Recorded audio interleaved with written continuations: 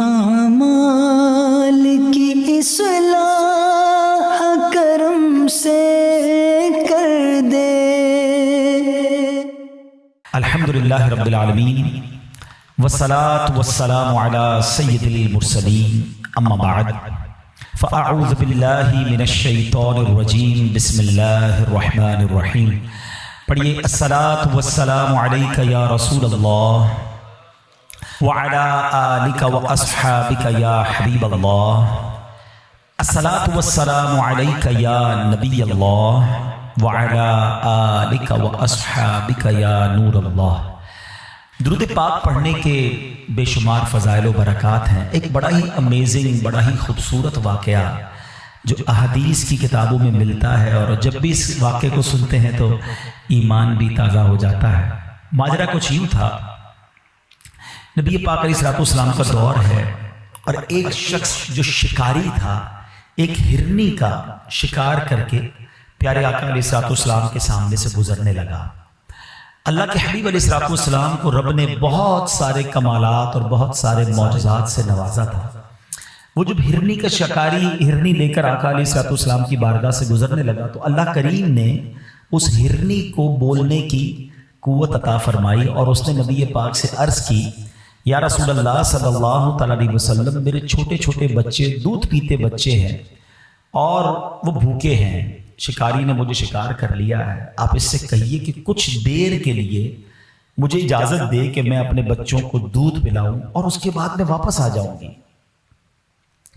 اب یہ بڑی امیزنگ بات ہے کہ جانور بات کر رہا ہے اور آقا علیہ السلام اس کی بولی بھی سمجھ رہے ہیں، لیکن اس سے بڑی کمال کی بات یہ ہے کہ نبی پاک اسے جواب بھی عطا فرماتے ہیں، اور فرماتے ہیں کہ اگر تم واپس نہ آئی تو کیا گارنٹی ہے؟ کیونکہ نارملی دنیا میں یہ ہوتا ہے کہ کوئی چیز شکار کر لی جائے، اسے چھوڑ دے تو وہ بھاگ جاتا ہے، جانور یا پرندہ واپس تو نہیں آتا۔ مگر نبی پاک علیہ السلام کی بارگاہ میں وہ ہرنی عرض کرتی ہے کہ حضور اگر میں واپس نہ آؤں تو مجھ پر اللہ پاک کی ایسی لعنت ہو جیسی اس شخص پر لعنت ہوتی ہے جس کے سامنے آپ کا ذکر کیا جائے اور وہ درود نہ پڑھے۔ حضور میں واپس نہ آؤں تو مجھ پر ایسی لعنت ہو کہ جو شخص نماز پڑھتا ہے اور پھر دعا نہ مانگے۔ نبی پاک علیہ السلام نے اس شکاری سے کہا کہ اس ہرنی کو چھوڑ دو، یہ تھوڑی دیر بعد واپس آ جائے گی۔ پہلے ہی وہ شکاری حیران تھا کہ جانور میرا گفتگو ان سے کر رہا ہے، اچھا اس نے نبی پاک کو بھی پہچانا نہیں تھا، تو کہتا ہے اگر یہ واپس نہ آئی تو اس کی گارنٹی کیا؟ نبی پاک علیہ السلام نے فرمایا میں ضمانت لیتا ہوں یہ ہرنی واپس آئے گی۔ اللہ اکبر! یہ ہرنی کو شکاری چھوڑ دیتا ہے، دوڑتی ہوئی پہاڑ کے پیچھے چلی جاتی ہے، اور تاریخ نے یہ منظر پہلی بار دیکھا ہوگا کہ وہی ہرنی تھوڑی دیر بعد اپنے بچوں کو دودھ پلا کر واپس آتی ہے، گویا آ کر پھر سرنڈر کر دیتی ہے۔ یہ اتنا ہی خوبصورت واقعہ، یہ انسیڈنٹ جاری ہے، مگر بات اور خوبصورت کیا ہو جاتی ہے کہ جبریل امین اب حاضر ہوتے ہیں اور نبی پاک علیہ السلام کی بارگاہ میں عرض کرتے ہیں کہ حضور اللہ کریم آپ کو سلام ارشاد فرماتا ہے، اور ارشاد فرماتا ہے کہ میں آپ کی امت پر اس سے زیادہ مہربان ہوں جتنی ہرنی اپنی اولاد پر شفقت کرتی ہے۔ آپ کی امت کو آپ کی طرف اس طرح لوٹاؤں گا کہ جیسے یہ ہرنی آپ کی طرف لوٹ کر آئی ہے۔ میرے پیارے اسلامی بھائیوں، یقین کریں میں آج کچھ اور بیان نہ کروں، صرف اس ایک واقعے کے جزیات پر بیان کرتا جاؤں، خوبصورتی پر بات کرتا جاؤں، میسیجز پر بات کرتا جاؤں تو میرا بیان تو کمپلیٹ ہو جائے گا۔ چلیں ہم تھوڑا سا دوبارہ اس واقعے کے کچھ پوائنٹس چننے کی کوشش کرتے ہیں۔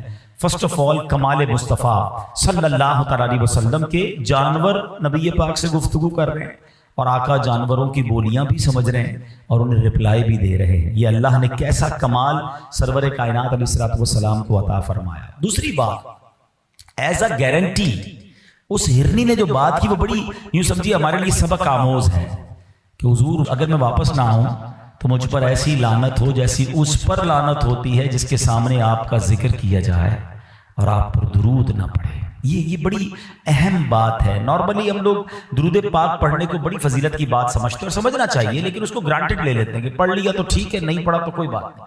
ایسا نہیں ہے۔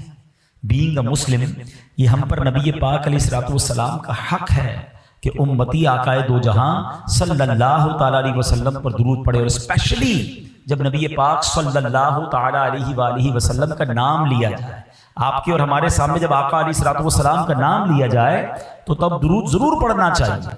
تو اپنی عادت بنائیں کہ نبی پاک پر درود کثرت سے پڑھتے رہا کریں. اور دوسری بات جو اس نے کہی کہ حضور اگر میں واپس نہ آؤں تو ایسی لعنت جیسی اس پر ہوتی ہے کہ جو نماز پڑھے اور دعا نہ مانگے. یاد رہے کہ نماز کے بعد جو وقت ہے نا اسپیشلی وہ خاص قبولیت دعا کا وقت ہے. لیکن کچھ لوگوں کی عجیب عادت ہے, نماز پڑھیں گے دعا نہیں کریں گے بھاگ جائیں گے. حالانکہ رب کی رحمت دیکھیں دعا ایکچولی کیا ہے, اللہ سے مانگنا ہے نا. دنیا میں کس کو اچھا لگتا ہے کوئی مجھ سے مانگے؟ کوئی ایک بار مانگ لے, کوئی دوست ہو قریبی ہو بندہ اس کی ہیلپ کر دیتا ہے, دوبارہ مانگے تو کہتا ہے پہلے تو دیا تھا اس کا کیا کیا, اور تیسری بار مانگے تو ہم کہتے ہیں اس کی تو عادت ہو گئی ہے مانگنے کی, چوتھی بار تو موبائل ہی نمبر ہی بلاک ہو جاتا ہے. یہ ہے دنیا والے.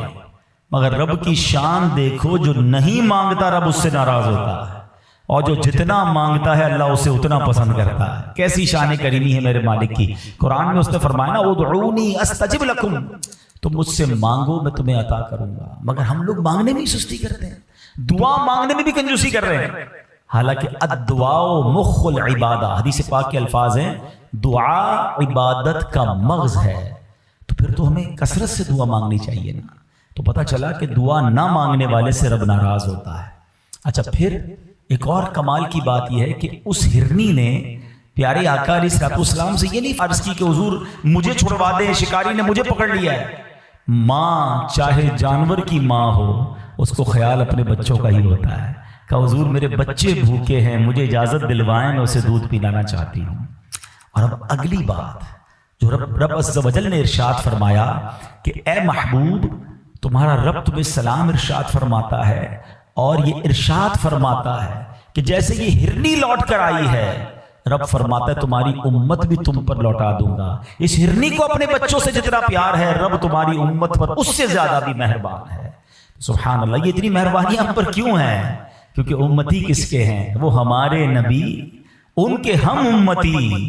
امتی تیری قسمت پہ لاکھوں سلام, میری خوش قسمتی میں تیرا امتی. یقین کریں یہ ہم پر کرم والا کرم ہوا ہے.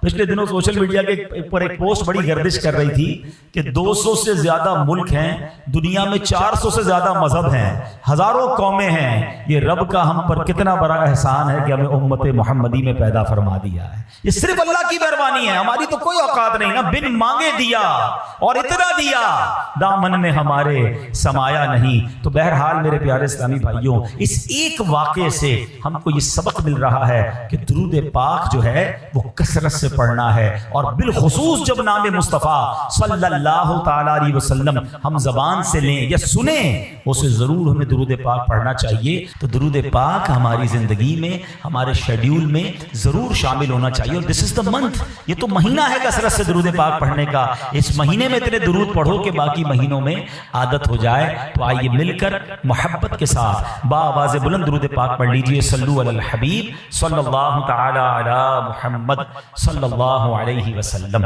ہمارے آقا علیہ الصلوۃ والسلام کا امت سے پیار, ایک تو اس حدیث سے بھی پتہ چل رہا ہے کہ آقا بھی محبت کرتے ہیں, اور نبی پاک کی وجہ سے اللہ بھی اس امت پر بڑا مہربان ہے کیونکہ میرے محبوب کی امت ہے. اچھا محبت کا انداز کیا ہوتا ہے؟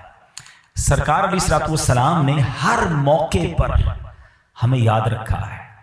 جی ہاں, نبی پاک جب دنیا میں تشریف لائے نا, 12 ربیع الاول کا دن تھا, پیر کا دن تھا, صبح صادق کا وقت تھا. نبی پاک کی جب ولادت ہوتی ہے نبی پاک دنیا میں آتے ہی سجدے میں چلے گئے, اور زبان سے رب حبلی امتی کی آواز ہے. صدا کیا ہے؟ اے اللہ میری امت میرے حوالے کر دے. اور پہلا سجدہ کس لیے ہے؟ امت کی یاد میں ہے. سیدی اعلیٰ حضرت فرماتے ہیں نا, پہلے سجدے پہ روزے ازل سے درود, یادگاری یہ امت پہ لاکھوں سلام. رب حبلی امتی کہتے ہوئے پیدا ہوئے, حق نے فرمایا کہ بخشا الصلاۃ والسلام. ساری زندگی ہمیں یاد کرتے رہے, راتوں کو اٹھ اٹھ کر امت کے کے لیے دعائیں ہوتی، لمبے سجدے ہوتے، آنسو بہائے جاتے۔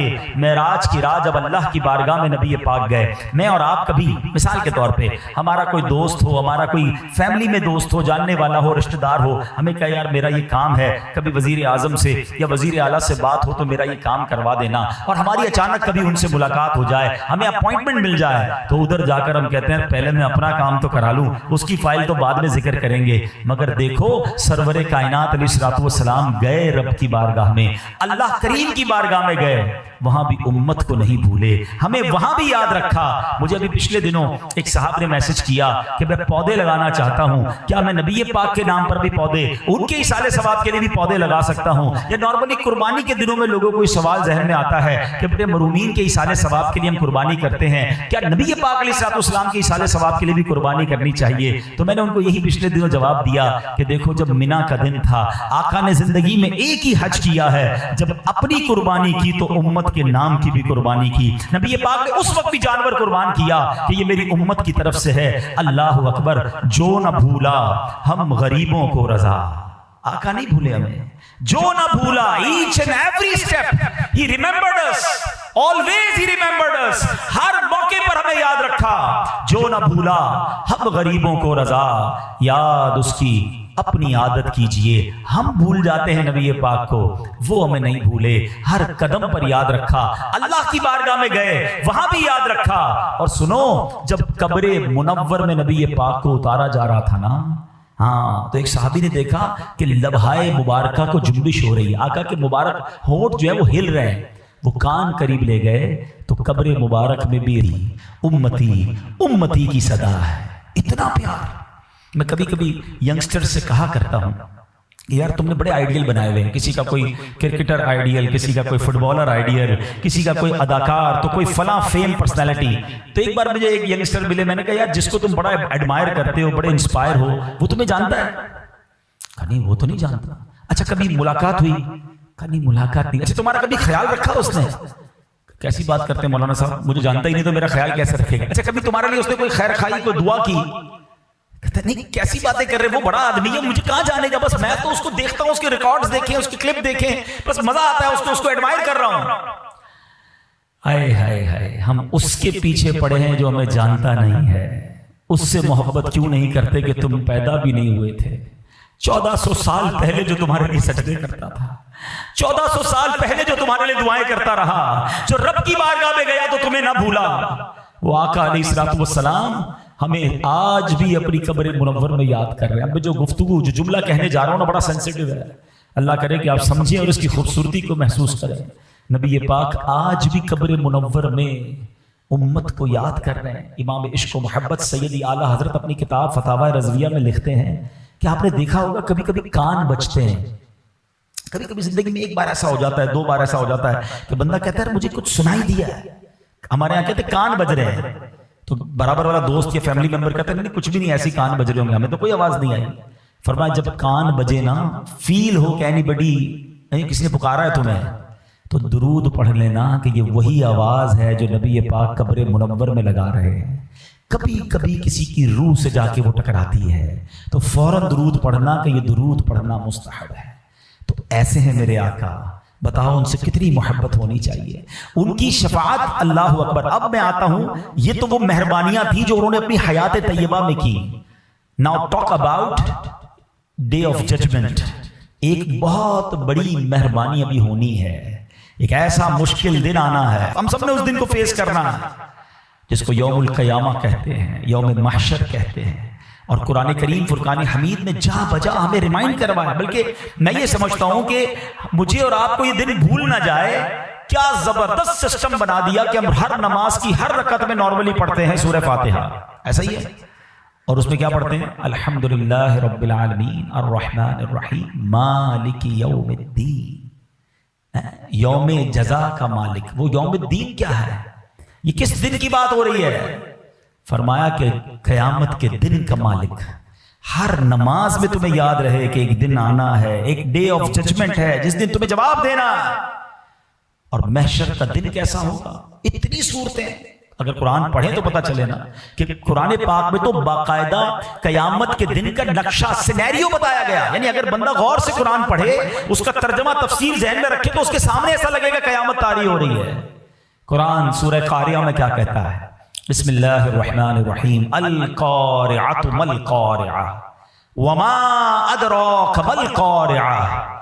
قارعہ کیا ہے؟ مفسرین کہتے ہیں یہ قیامت کا یہ ایک نام ہے, دل دہلانے والی. کیا وہ دل دہلانے والی؟ وما ادراک ما القارعہ, تم نے کیا جانا کیا ہے وہ دل دہلانے والی.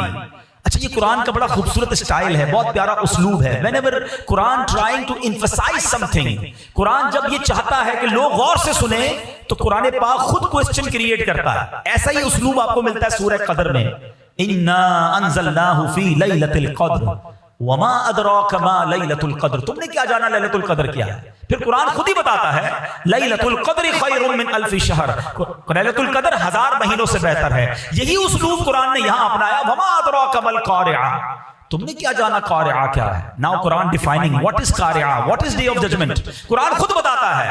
پہلے قرآن نے 2 آیتوں میں بتایا سینیریو کیا ہوگا, حالات کیا ہوں گے. قرآن فرماتا ہے یوم یکون الناس کالفراش المبثوث وَتَكُونُ الْجِبَالُ كَالْعِهْنِ الْمَنْفُوشِ. قرآن کہتا ہے اس دن لوگ ایسے ہوں گے جیسے پھیلے ہوئے پتنگے. یہ پتنگے کی مثال کیوں دی گئی؟ پتنگا آپ نے دیکھا ہوگا بارش میں چھوٹا سا کیڑے کی طرح, پرندے جیسا ہوتا ہے, چھوٹا سا مکھی کی طرح, کوئی ادھر جا رہا ہے کوئی ادھر جا رہا ہے. there is no dimension, ٹکراتے ہیں گر رہے ہیں, ٹکراتے ہیں گر رہے ہیں. قرآن کہتا ہے بندوں کو سمجھ نہیں آئے گی جانا کدھر ہے. کوئی ادھر بھاگ رہا ہوگا کوئی ادھر بھاگ رہا ہوگا, پتنگوں کی طرح لوگ بھاگ رہے ہوں گے, اتنا خوف ہوگا. اور وہ پہاڑ, ماؤنٹینز, رینجز ہے نا ماؤنٹینز کی, دنیا کی سب سے طاقتور چیز کہی جاتی ہے, بڑے بڑے ماؤنٹین, مگر وہ ماؤنٹین کا یہاں حل کیا ہوگا؟ وَتَكُونُ الْجِبَالُ كَالْعِهْنِ الْمَنْفُوشِ. قرآن کہتا ہے بڑے بڑے پہاڑ روئی کے گالے کی طرح اڑے ہوں گے. وہ مثال دی گئی دھمکی ہوئی اون کی طرح. آپ نے کبھی دیکھا ہوگا رضائی والا رضائی بناتا ہے تو اون اڑتی ہے, روئی اڑتی ہے. فرمایا جیسے وہ اون اڑتی ہے نا, ایسے پہاڑ اڑے ہوں گے. within 2 آیت قرآن ڈیفائن the scenario. سمجھنا بات کو, اتنے خطرناک سینیریو میں کیفیت کیا ہوگی, دل کیسا دہلا ہوا ہوگا, ڈر کتنا ہوگا. ایگزامپل دیتا ہوں, اللہ نہ کرے کوئی بلاسٹ ہو جائے یا زلزلہ آ جائے, ہم میں سے کوئی بات کرنے جیسا ہوگا؟ اچھا اس سینیریو میں آپ سے کوئی بار حال کیا ہے, طبیعت کیسی, اچھا کاروبار بتاؤ, اچھا صبح سے شام تک کیا کیا. آپ کہیں گے بھائی ابھی تو ٹینشن اتنا بڑا دھماکہ ہوا, میرا تو دل دہل گیا, زلزلہ آیا, تیرے کو حساب کتاب کی پڑی. قرآن کہتا ہے ایسا سینیریو ہوگا, پہاڑ روئی کی طرح اڑ رہے ہوں گے, بندے بھاگ رہے ہوں گے پتنگوں کی طرح. ڈیورنگ دیٹ ایٹماسفیئر اب قرآن کہتا ہے سوال جواب ہوں گے. اس ایٹماسفیئر میں میزان عمل لگایا جائے گا. اور اس ایٹماسفیئر میں کیا ہوگا؟ آگے قرآن کہتا ہے فَأَمَّا مَنْ ثَقُلَتْ مَوَازِينُهُ, تولا جائے گا اعمال کو, اور جس کے نیکیوں والا پلڑا بھاری ہو گیا نا, فَهُوَ فِي عِيشَةٍ رَاضِيَةٍ, وہ مزے میں ہوگا, چین میں ہوگا, جنت کی نعمتوں میں ہوگا. اور آگے فرمایا وَأَمَّا مَنْ خَفَّتْ مَوَازِينُهُ, جس کی نیکیوں کا پلڑا ہلکا ہو گیا, فرمایا فَأُمُّهُ هَاوِيَةٌ, وہ تو بھڑکتی ہوئی آگ میں ہوگا. وما ادراک ما ہی, یہ حاویہ کیا؟ اگین پھر کوسچن. وہاں فرمایا وما ادراک ما القارعہ, یہاں قرآن خود سوال کر رہا ہے وما ادراک ما ہی, یہ ماہیہ کیا ہے؟ قرآن ڈیفائن کر رہا ہے نار حامیہ, بھڑکتی ہوئی شعلے مارتی ہوئی آگ ہوگی. یعنی پتہ یہ چلا خوف کا عالم, حساب کتاب, اور جس کی نیکیاں زیادہ وہ جنت میں, جس کی نیکیاں کم گنا زیادہ وہ جہنم کی آگ میں چلا جائے گا. اس طرح قرآن نے قیامت کو ڈیفائن کیا ہے. کبھی پڑھا ہم نے, کبھی ریئلائز کیا؟ ہم سب نے فیس کرنا ہے اس دن کو, اس کی تیاری. مثال دیتا ہوں, ہم میں سے کسی کا انٹرویو آ جائے, کسی کی کوئی آڈٹ رپورٹ کی کال آ جائے, ہمیں جناب کوئی کہے کہ جناب بڑا مشکل دن آپ پر آنے والا ہے, آپ کو فلاں ملک میں جانا ہے اور وہاں بڑی لمبی لائنیں ہیں. ہم کہتے ہیں یار کوئی راستہ بتاؤ, کوئی سہولت بتاؤ, کوئی پروٹوکول, کوئی کسی طرح آسانی سے کام ہو جائے. Source Is anybody discuss about the day of judgment کہ یار اس دن کیا آسانی ہو سکتی ہے, اس دن گرمی سے کیسے بچوں گا, اس دن سورج 1.25 میل پر ہوگا, حساب کتاب بھی ہوگا, اعمال بھی کھلیں گے, میری بچت کا راستہ کیا؟ جی ہاں, احادیث میں بچت کے راستے بھی بیان کیے, آسانیوں کے گیٹ پاس بھی نبی پاک نے بیان کیے, مگر کوئی اس پر غور بھی تو کرے نا کہ وہ کیسے ہوگا. आओ मैं आज आपको क़यामत कैसे तारी होगी उसके कुछ मनाजिर, बड़ी प्यारी किताब है, मैं मशवरा दूंगा। ज़ाहिर है बहुत सारी बातें थोड़े से बयान में नहीं हो सकती, मगर ये एक ऐसी हकीकत है जो होने वाली है, इसको ज़रूर पढ़ें। किताब का नाम है बहार शरीयत, हिस्सा अव्वल। इसके अंदर मुफ्ती अमजद अली आज़मी साहब ने जिस डिटेल में अहादीस के ज़रिए बयान किया कि क़यामत तारी कैसे होगी, उस दिन स्टेप बाय स्टेप क्या होगा, इसको ज़रूर पढ़ें, अपनी फैमिली को भी सुनाएं। मैं उसकी कुछ झलक आपको बताता हूँ, सुनिए। मुफ्ती साहब लिखते हैं कि क़यामत जब तारी होगी ना, अल्लाह ताला अगरचे मरने के बाद इंसान के जिस्म के अज्जा मुतफर्रिक हो गए होंगे, चूरा चूरा जिस्म तो खत्म हो जाता है, मुख्तलिफ जानवरों की ग़िज़ा बन गए होंगे, मगर अल्लाह तबारक व तआला उन सब अज्जा को जमा करके क़यामत के दिन उठाएगा। हशर सिर्फ रूह का नहीं है, याद रखिएगा, रूह और जिस्म दोनों का है। ऐसा नहीं कि सिर्फ रूहें उठेंगी, बल्कि जिस्म भी पूरे बनकर उठेंगे। क़यामत के दिन लोग अपनी कब्रों से बेलिबास नंगे पांव उठेंगे, कोई पैदल होगा, कोई सवार होगा, बास तन्हा सवार होंगे और किसी की सवारी पर 2-2, 3-3, 4-4 अफराद होंगे, किसी पर 10 होंगे।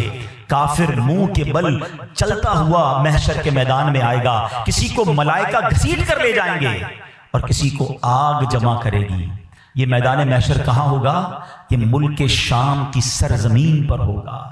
जमीन कैसी हमवार होगी, कैसी प्लेन होगी कि फरमाया राई का दाना गिर जाए तो दूसरे किनारे से भी नजर आएगा, इतनी इक्वल सरफेस होगी क़यामत के दिन। जमीन मिट्टी की नहीं, अहदीस में आता है जमीन तांबे की होगी। आफताब सूरज 1 मील के फासले पे होगा, आज करोड़ों मील दूर है। हम जून जुलाई की गर्मी बर्दाश्त नहीं कर सकते, डे ऑफ जजमेंट 1 मील पर सूरज होगा। अब फरमाया कि अब यहां पर क्या होगा कि अब लोगों की तो गर्मी का आलम क्या होगा कि भैजे, बताया किताबों में लिखा कि दिमाग खौलता होगा गर्मी से, प्यास के मारे जबानें बाहर आ जाएंगी, इतना पसीना बहेगा कि किसी के टखनों तक, किसी के घुटनों तक, किसी की पीठ तक, और गुनाहगार तो अपने पसीने में डुबकियां खा रहे होंगे। और इसी तकलीफ में मेरे प्यारे इस्लामी भाइयों कई दिन गुजर जाएंगे, फिर इसके बाद लोग कहेंगे कुछ भी हो, हमारा हिसाब तो शुरू हो। और अब ये आपस में मशवरा करेंगे, कई कई साल इस तरह गुजर जाएंगे। अब मशवरा करेंगे कहाँ जाएं, किससे बात करें। अब ये अहले महशर आपस में मशवरा करेंगे कि हजरत आदम तो सबके बाप है ना, अबुल बशर हैं, चलो आदम के पास चलते हैं। अहले महशर मिलकर हजरत आदम अलैहिस्सलाम के पास जाएंगे, पहले हजरत आदम के फजाइल बयान करेंगे कि आप अबुल बशर हैं, दुनिया में सबसे पहले आप तशरीफ लाए, मर्तबा नबूवत से अल्लाह ने सबसे पहले दुनिया में आपको सरफराज फरमाया, हुजूर आज करम कीजिए, इस मुसीबत से नजात दिलाइए, अल्लाह की बारगाह में सिफारिश कीजिए। हजरत आदम अलैहिस्सलाम कहेंगे कि आज मैं तुम्हारी कोई मदद नहीं कर सकता, मुझे तो खुद अपनी जान की फिक्र है। रब अज़्ज़ व जल ने ऐसा गजब फरमाया है कि पहले कभी ऐसा गजब नहीं फरमाया, तुम किसी और के पास जाओ। वो कहेंगे हुजूर हम किसके पास जाएं, आप तो बताएं। वो कहेंगे नूह के पास जाओ। ये अहले महशर मिलकर हजरत नूह अलैहिस्सलाम के पास जाएंगे, उनके फजाइल बयान करेंगे, हुजूर आप नूह अलैहिस्सलाम हैं, तूफान नूह में रब ने आपको कश्ती अता फरमाई, कई मौजूजात से नवाजा, हुजूर अल्लाह की बारगाह में सिफारिश कीजिए। हजरत नूह कहेंगे आज मैं तुम्हारी कोई मदद नहीं कर सकता, किसी और के पास जाओ। वो कहेंगे हुजूर आप ही बता दें कहाँ जाएं। कहेंगे हजरत इब्राहीम खलीलुल्लाह अला नबीना वालिस्सलाम के पास जाओ। ये सारा महशर हजरत इब्राहीम के पास जाएगा, वो भी कहेंगे मैं आज तुम्हारी मदद नहीं कर सकता, किसी और के पास जाओ। लोग अर्ज करेंगे हुजूर किनके पास जाएं। हजरत इब्राहीम क्या कहेंगे? वो कहेंगे कि तुम हजरत मूसा के पास जाओ। हजरत मूसा कहेंगे हजरत ईसा के पास जाओ। आखिर में हजरत ईसा अलैहिस्सलाम कहेंगे अगर जाना है तो जनाब रसूलुल्लाह के पास जाओ, आखिरी नबी अलैहिस्सलाम के पास जाओ, वही आज तुम्हारी मदद करेंगे, उन्हीं के हाथ पे शफाअत रखी हुई है। अल्लाह अकबर। जब ये सारा महशर घूमते घूमते घूमते नबी पाक की बारगाह में पहुंचेगा, हुजूर के दरबार में आएगा, तो नबी पाक अलैहिस्सलाम मुतमईन होंगे। वो लोग कहेंगे हुजूर हमारी मदद फरमाइए, हम बड़े परेशान हैं। मेरे आका नहीं कहेंगे इज़हबू इला गैरी, सारे अंबिया क्या कहेंगे? इज़हबू इला गैरी, किसी और के पास जाओ। नबी पाक फरमाएंगे अना लहा अना साहिबुकुम, मैं हूं तुम्हारे लिए, आज मैं ही तुम्हारी शफाअत करूंगा। और फिर जब ये सारे लोग वहां पहुंचेंगे तो आका अलैहिस्सलाम रब की बारगाह में सजदा फरमाएंगे। मैं इस पूरे वाक़े को यहां रोकता हूं। There is one very relevant question कि ये सारे लोग जो हैं सब नबियों के पास क्यों जाएंगे? اچھا ہو سکتا ہے ہم میں سے کسی کے ذہن میں سوال آئے کہ یہ تو حدیث میں ہے نا کہ ایسا ہوگا، اور ہمیں پتہ چل گیا کہ آخر میں شفاعت تو نبی پاک نے کرنی ہے، تو ہم سارے بھی قیامت کے دن ڈائریکٹ نبی پاک کے پاس چلے جائیں گے؟ ہمیں تو حدیث کے ذریعے پتہ چل گیا، اب ہمیں کیا ضرورت ہے کسی اور نبی کے پاس جانے کی؟ لیکن علماء کہتے ہیں ہوگا ایسا نہیں، ہمیں معلوم ضرور ہے، مگر محشر کے دن سب بھول جائیں گے، سب حضرت آدم کے پاس جائیں گے، اسی طرح یہ سارا معاملہ ہوگا۔ اور اس کی وجہ ہے، اس کی وجہ کیا ہے؟ امام عشق و محبت اعلیٰ حضرت کہتے ہیں نا، خلیل و نجی مسیح و صفی سبھی سے کہیں بھی بنی، سب کے پاس گئے نا، بات بنی کہ نہیں بنی؟ خلیل و نجی مسیح و صفی سبھی سے کہیں بھی بنی، یہ بے خبری کہ خلق پھری کہاں سے کہاں تمہارے لیے۔ اللہ اکبر! یہ محشر میں تمام لوگوں کا یہ موومنٹ کرنا، کیونکہ ایمان والے بھی ہوں گے بے ایمان بھی ہوں گے، ان سب کو یہ بتانا مقصود ہے کہ آج کے دن میرے محبوب کی بات سنی جائے گی، شفاعت کا رتبہ انہیں عطا کیا گیا ہے، مقام محمود کے مرتبے پر انہیں فائز کیا گیا ہے۔ اب جب یہ سارے لوگ نبی پاک کی بارگاہ میں پہنچیں گے، اللہ اکبر! ہمارے آقا اس دن بھی امت کو مایوس نہیں کریں گے، سجدہ فرمائیں گے، اللہ کی بارگاہ میں امت کے لیے التجا پیش کریں گے۔ سنو رب کی طرف سے کیا ارشاد ہوگا، حدیث کی کتابوں میں الفاظ موجود، یا محمد ارفع راسک وقل تسمع وسل تعطى واشفع تشفع، اے محبوب اپنا سر اٹھائیے، آپ کہیے آپ کی بات سنی جائے گی، مانگیے جو مانگیں گے دیا جائے گا، آپ شفاعت کیجیے آپ کی شفاعت مقبول ہے۔ اور اب نبی پاک علیہ السلام شفاعت فرمائیں گے۔ اب سنتے جائیے شفاعت کیسے ہوگی، اللہ کے حبیب علیہ السلام شفاعت والے دن کیا کریں گے۔ اللہ اکبر! نبی پاک کے پاس پہلے تو ایک جھنڈا ہوگا۔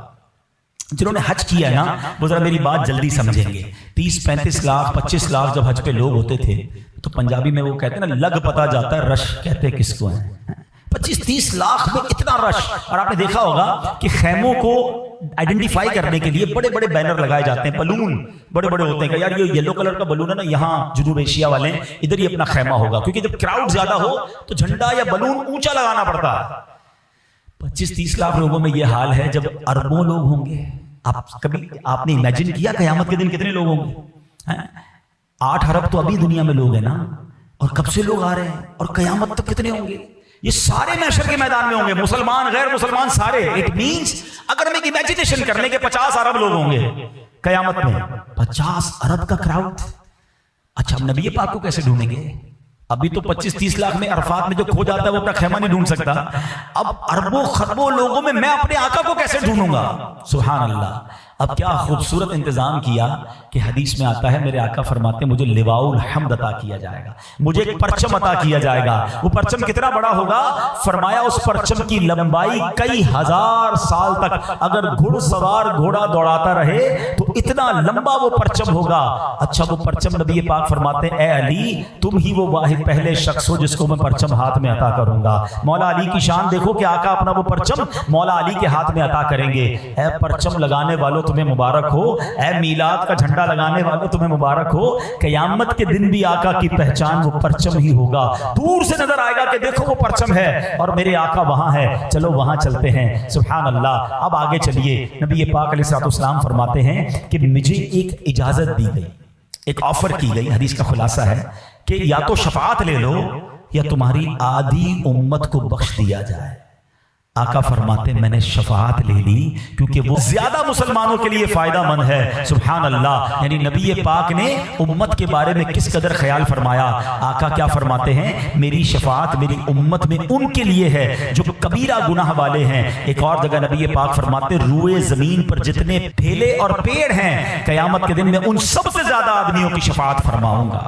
ایسی شفاعت آقا کی، سبحان اللہ! پیارے آقا علیہ السلام کی امت سے پیار دیکھو، قیامت کے دن انبیاء کے لیے سونے کے ممبر ہوں گے، سونے کے ممبر ہوں گے، سارے انبیاء اپنے ممبر پر بیٹھیں گے، میں اپنے ممبر پر نہیں بیٹھوں گا، اور اس لیے میں نہیں بیٹھوں گا کہ اللہ کے حضور کھڑا رہوں گا اس ڈر سے کہ کہیں مجھے جنت میں نہ بھیج دیا جائے اور میری امت پیچھے رہ جائے۔ ہائے ہائے! ذرا سمجھ رہے ہو اس بات کو؟ میں اور آپ چاہیں گے کہ ہم جنت میں جلدی چلے جائیں، آقا فرما رہے مجھے یہ ڈر ہوگا کہ کہیں مجھے میرا رب جنت میں نہ بھیج دے اور میری امت پیچھے نہ رہ جائے. آقا فرماتے عرض کروں گا اے میرے رب میری امت. اللہ فرمائے گا اے محمد تیری کیا مرضی ہے, میں تیری امت کے ساتھ کیا کروں؟ عرض کروں گا اے میرے رب ان کا حساب جلد فرما دے, پس میں شفاعت کرتا رہوں گا یہاں تک کہ مجھے ان کی رہائی کی چھٹیاں ملیں گی جنہیں دوزخ میں بھیج چکے تھے. اللہ اکبر. یعنی نبی پاک اپنے امتیوں کو پہلے تو شفاعت فرمائیں گے, پھر جو جہنم میں چلے گئے ہوں گے انہیں بھی نکال کر جنت میں داخل فرمائیں گے. اللہ اکبر. ایسے مہربان آقا ہیں. ذرا غور کیجئے مولانا حسن رضا خان صاحب قیامت کے اس منظر کو, نبی پاک کی اس مہربانی کو اپنے کلام میں کس پیارے انداز میں بتاتے ہیں. کہتے ہیں عزیز بچے کو ماں جس طرح تلاش کرے. بچہ گم ہو جائے تو ماں کا کیا حال ہوتا ہے, بے قرار بے چین. کہتے ہیں نبی پاک کا حال یہی ہوگا قیامت کے دن بھی. عزیز بچے کو ماں جس طرح تلاش کرے, خدا گواہ یہی حال آپ کا ہوگا. ہزار جان فدا نرم نرم پاؤں سے پکار سن کے اسیروں کی دوڑتا ہوگا. آقا کبھی ادھر جائیں گے کبھی ادھر جائیں گے. ایک بار نبی پاک علیہ الصلوۃ والسلام سے ایک صحابی نے پوچھا حضور قیامت کے دن تو آپ کے قریب انبیاء ہوں گے, صدیقین ہوں گے, بڑے بڑے لوگ ہوں گے, ہم کہاں نہ آپ کو ڈھونڈیں گے, اور اگر آپ وہاں نہ ملے ہم پریشان ہو جائیں گے. سنو آقا نے یہ نہیں کہا کہ قیامت کے دن ایک بہت بڑا محل ہوگا, پروٹوکول سب سے زیادہ جہاں ہوگا میں تمہیں وہاں ملوں گا. سنو آقا نے اپنا پتہ اور ایڈریس کیا بتایا. نبی پاک فرماتے ہیں قیامت کا دن ہوگا تو مجھے حوض کوثر پر ڈھونڈ لینا, اپنے پیاسے امتیوں کو جام کوثر پہ لا رہا ہوں گا. حضور اگر حوض کوثر پر نہ ملیں تو فرمایا وہاں نہ ملوں تو میزان عمل پر ڈھونڈ لینا. میرے امتیوں کے جب پلڑے بھاری اور ہلکے ہو رہے ہوں گے نا, اعمال تولے جا رہے ہوں گے, میں ان کے اعمال بھاری کر رہا ہوں گا. حضور وہاں نہ پائیں, کہا وہاں نہ پاؤ تو پل صراط پر ڈھونڈ لینا, میں اپنے امتیوں کو رب سلم کی صدا لگا لگا کر پار کروا رہا ہوں گا. کہ حضور اگر وہاں نہ پائیں, فرمایا ان تین جگہوں کے علاوہ تو مجھے کہیں اور نہیں پاؤ گے. آئے ہائے ذرا غور کرو, آقا کا کام قیامت کے دن بھی ہمیں یاد کرنا ہوگا, ہمیں ہی بچانا ہوگا, ہماری ہی شفاعت کرنا ہوگا. سنو ہر نبی کو ایک اسپیشل دعا دی گئی ہے. آقا فرماتے ہیں وہ ویسے تو نبی کی ہر دعا قبول ہے مگر ایک دعا خاص دی گئی. اللہ کے حبیب فرماتے ہیں سارے نبیوں نے وہ دعا کر لی ہے, میں نے وہ دعا قیامت کے دن کے لیے بچا کے رکھی ہے, اور وہ دعا میں اپنی امت کے لیے کروں گا. اللہ کی بارگاہ میں اپنی امت کے لیے فریاد کروں گا. اے میرے پیارے اسلامی بھائیوں, کس مہربانی کی بات کی جائے. سنو پیارے آقا علیہ الصلوۃ والسلام فرماتے ہیں کہ قیامت کے دن حضرت ابراہیم بھی میری رحمت کے محتاج ہوں گے. اس دن حضرت ابراہیم کو بھی میری مدد کی ضرورت ہوگی. اللہ اکبر. یہ شان ہے سرور کائنات علیہ الصلوۃ والسلام کی. بلکہ امت پر ایسی مہربانی ہوگی کہ نبی پاک علیہ الصلوۃ والسلام ایک بار صحابہ کو واقعہ سناتے ہیں کہ قیامت کا دن ہوگا. حدیث کا خلاصہ ہے کہ میرے ایک امتی کے گناہ کھولے جائیں گے. اچھا گناہ کھولے جائیں گے تو وہ ڈرنے لگے گا, لیکن اس کے چھوٹے چھوٹے صغیرہ گناہ کھولے جائیں گے. وہ ڈر رہا ہوگا کہ میرے تو بڑے بڑے کبیرہ گناہ بھی ہیں. اللہ کریم مہربان ہوگا اور فرمائے گا کہ میرے اس بندے کے جتنے گناہ ہیں سب نیکیوں سے بدل دیے جائیں, جتنے گناہ ہیں وہ کنورٹ کر دیے جائیں نیکیوں میں. بڑا خوش ہوگا اور پھر کہے گا یا اللہ میں نے تو وہ گناہ بھی کیا تھا, میرا وہ بڑا گناہ بھی باقی ہے, یا اللہ اسے بھی کھولا جائے تاکہ اس کا بھی مجھے اجر دے دیا جائے. اور یہ بیان کرتے کرتے نبی پاک اتنا مسکرائے کہ آپ کے مبارک دانت ظاہر ہو گئے. تو اے میرے پیارے اسلامی بھائیوں, بات وہی ہے کہ آقا ہم پر بڑے مہربان ہیں. اپنی حیات طیبہ میں بھی ہمیں یاد رکھا, آج قبر میں بھی یاد رکھا, اور کل محشر میں بھی انہوں نے ہی ہماری شفاعت کرنی ہے. پھر بتاؤ ہمیں سب سے زیادہ پیار, سب سے زیادہ خیال, سب سے زیادہ رضا کس کی حاصل کرنی چاہیے؟ ہم اپنی زندگی میں ایکچول ٹارگٹ سے ہٹ جاتے ہیں. ہم اپنی لائف میں اپنے دوستوں, اپنی فیملی اور اپنے دیگر چیزوں میں اتنے انوالو ہو جاتے ہیں کہ ہم یہ بھول جاتے ہیں کہ کہیں نبی پاک تو ناراض نہیں ہو رہے, میرے لائف اسٹائل سے کہیں میرے آقا تو ناراض نہیں ہو رہے. امام عشق و محبت اعلیٰ حضرت نے ہمیں زندگی گزارنے کا ایک سلیقہ بتایا ہے, اور مسلمان کا زندگی کا طریقہ یہی ہونا چاہیے کہ وہ کہتے ہیں انہیں جانا, انہیں مانا, نہ رکھا غیر سے کام. پہلے ہمیں آقا کی رضا ٹارگٹ رکھنی ہے. ایسا نہ ہو کہ میرے فیملی فنکشنز, میرے دوستوں کی گیدرنگ, میری آؤٹنگز, میرا بزنس, میری ایٹیٹیوڈ ایسے تو نہیں کہ میں وہ جو کر رہا ہوں اور نبی پاک ناراض ہو جاتے ہیں, اللہ اور اس کے رسول ناراض ہو گئے تو مجھے قیامت کے دن اور کدھر جانا ہے. تو پلیز یہ میسج لے کر جائیں, اور یہی میرے اور آپ کے ایمان کا تقاضا بھی ہے کہ ہم سب سے زیادہ محبت کریں تو جناب رسول اللہ صلی اللہ تعالی علیہ وسلم سے کریں. اچھا دنیا کا بھی دستور ہے نا, جو میرا زیادہ خیال رکھتا ہے میں اس سے اتنا پیار کرتا ہوں, اتنا خیال رکھتا ہوں, اس کو ناراض نہ ہو اس بات کا مجھے فکر ہوتی ہے.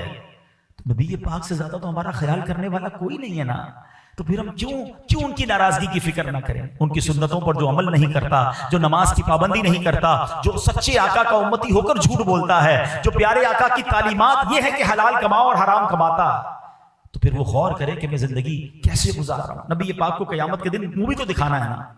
تو بہرحال پیارے آقا سے محبت کا تقاضا یہ ہے، قیامت کے دن انہی کی تو شفاعت لینی ہے، تو ان کی رضا والی زندگی گزاری جائے، سنتوں کے مطابق زندگی گزاری جائے، نمازوں کی پابندی کی جائے، تو انشاءاللہ نبی پاک ضرور مہربان آقا قیامت کے دن ہماری شفاعت بھی کریں گے اور ہمیں اپنے ساتھ جنت میں لے جائیں گے۔ سنت کی بڑی اہمیت ہے، یاد رکھیے گا۔ آقا فرماتے ہیں فمن رغب عن سنتی فلیس منی، جس نے میری سنت سے منہ موڑا وہ ہم میں سے نہیں۔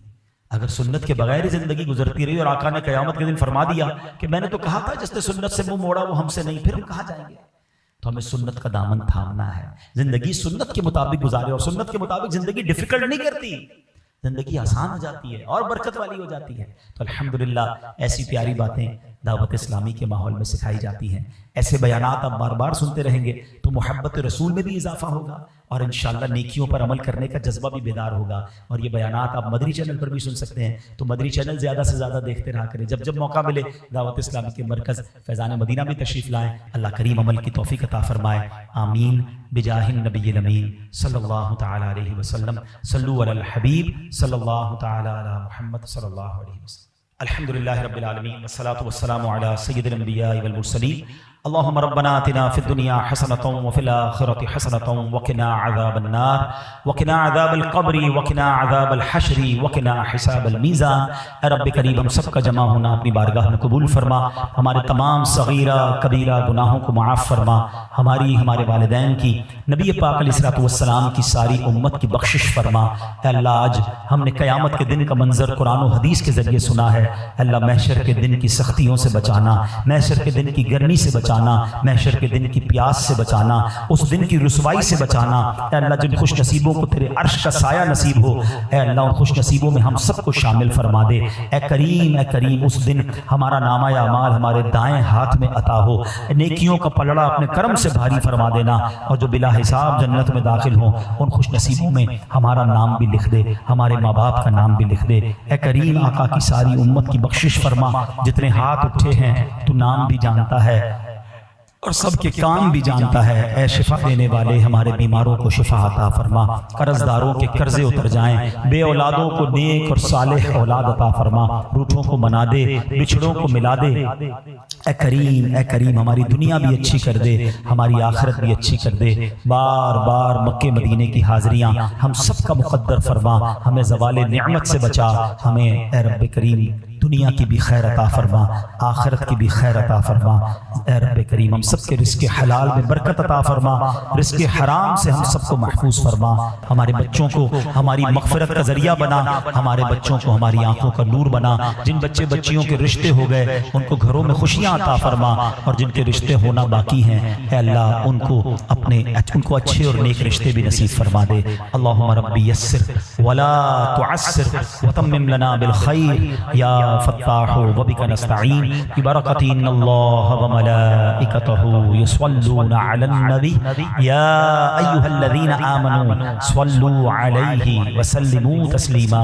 اللہم صل علی سیدنا ومولانا محمد طب القلوب ودوائها وعافیة الابدان وشفائها ونور الابصار وضیائها وعلى آلہ وصحبہ وبارک وسلم۔ جب جب واپسی ہو یا اللہ، سامنے ہو روضہ رسول اللہ اور لب پہ ہو لا الہ الا اللہ محمد رسول اللہ۔